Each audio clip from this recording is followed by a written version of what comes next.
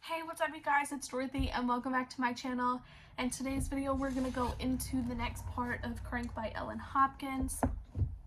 We are, excuse me, so close to being done with this entire book that I am so proud of myself for how quickly we are going through books this year. But let's keep going and see what happens. Page 333. As I considered my answer, I noticed Adam's letter sitting on the counter. Dear Christina, how was school? I hope I can make it through this year. It's really tough, what with worrying about Mom. Ralph, can you believe she'd like a guy named Ralph? And Linz, she's talking better now and can get herself to the bathroom. I guess that's good. I saw your dad the other day. It was kind of strange because he never mentioned you. Of course, he was with a new woman. Not bad considering she's with your dad. Ha ha. Maybe he doesn't want her to think he's old enough to have a daughter your age. Are you going out with anyone special? Half of me hopes so. The other half wants you to always be mine. There's a pretty cute girl at school, Giselle, giving me the eye. She looks a little like you. In fact, I think I might ask her out. Maybe you didn't want to hear that, but you're my very best friend. The only one in the whole world I could tell that to. I want to hear everything about you, too. Kind of weird, huh? So do you have a boyfriend? Is he a jock or what? Wink, wink. How safe are these letters anyway? Does your mom read them? I wonder if Giselle parties. Doesn't everyone? Okay, maybe not. Write soon. Love, Adam. Giselle? He likes some girl named Giselle? Did she speak French or just give it? Maybe I didn't want to hear that. Why did I read his letter anyway? And what was up with Dad? Why hadn't he called? Was he a daddy Judas? Has he sold me out? Should I call Brendan? Set myself up? Would I truly let him be my first? Was I ready to lose the big V? Should I call Chase instead? Ask him to score for me? Would he do it if I asked walk a slender wire for me?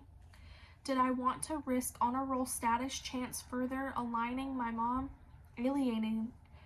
Chances of further alienating my mom. Had I lost my mind completely? Did I really want to get high? Yes, but I did. The monster shouted, Where have you been, my sweet Brie? Hurry back to me. My blood pressure bloomed, my head pounded. Need rose up, pumping violently through my veins. All I could think of as I reached for the phone on my nightstand were fat ivory lines waiting to whisk me to another world far beyond my door. Chase was busy Friday night, so I did a really intelligent thing. Called Brendan and asked for a date. And asked him to make a buy. Can you get me an 8-ball? I figured an eighth of an ounce would last a while. It cost me $250, which I was saving to buy my first car, but hey, I probably wouldn't have my license for years. Ill-sit funds settled upon. I put on the most innocent face and went to gift my family with half-hearted company.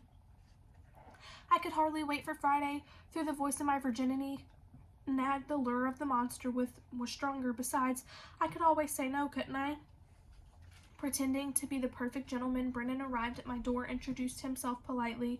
We told my mom and Scott we were going to dinner in a drive-in double feature, but food and movies was the last things on our minds. Not that we necessarily had the same things on our minds. As we drove up the mountain, his hand crept up my leg. I let it do exactly that. As I watched for a safe spot to pull over, we drove back off to the highway, deep into a grove of fresh-scented evergreens, carried a blanket to the back into the trees. He pulled out a bindle. We looked a bit short, and a 6-pack of beer. For the next 20 minutes, we snorted and drank, climbing to a very tall buzz. We talked and joked and giggled, and all it seemed just like it should, until it didn't anymore. It started with a kiss. Crank-revved pistons, firing full bore. Passion firecrackered in tiny bursts from thigh to belly button. Oh, baby, I want you so bad. But bad to the bone, we laughed. But it wasn't a joke, not for long. My shirt tore open. Wait, I've waited for weeks. Put up and shut up. Kisses segued to bites, bruises. Pain rippled through my body. Brendan, please stop. No, you promised, you damn little tease. Off came my shorts. Down went his zipper. I realized I was in serious trouble. I'll scream. Go ahead. No one can hear you but skunks and coyotes. Still, as I opened my mouth, his hand slapped down over it. Those subline muscles hardened. Just relax, you'll love it. My brand new Victoria's Secret shredded, and I felt the worst of Brendan paws savoring my terror. They all love it. He had Had he done it a different way, I might have responded with excitement. Instead, I froze as he pushed inside. There it is. Oh God, there it goes. It went all right. With an audible tear, pain mushroomed into agony, and all I could do was go stiff. You weren't lying, you bitch. I laid there sobbing as he worked and sweated over me, stoked by the monster. It took him a long time to finish. Give me a line, I'll give you an encore. He pulled away, sticky and bloody, throbbing inside and out. I didn't move, didn't dare look him in the eye. What the hell is the matter with you, Bree? I stared up at the clouds gathering into gloom, shrouding the moon. My name is Christina. But it was Bree who got me on my feet, helped me to the car, put me on the seat, kept me semi-upright on the long ride home. Bree who staunched the blood, straightened up my clothes, unsmeared the makeup, brushed my hair smooth, willed strength against the aching, claiming body and soul. Bree who understood that wasted on crank there was nothing I could do to plot future revenge.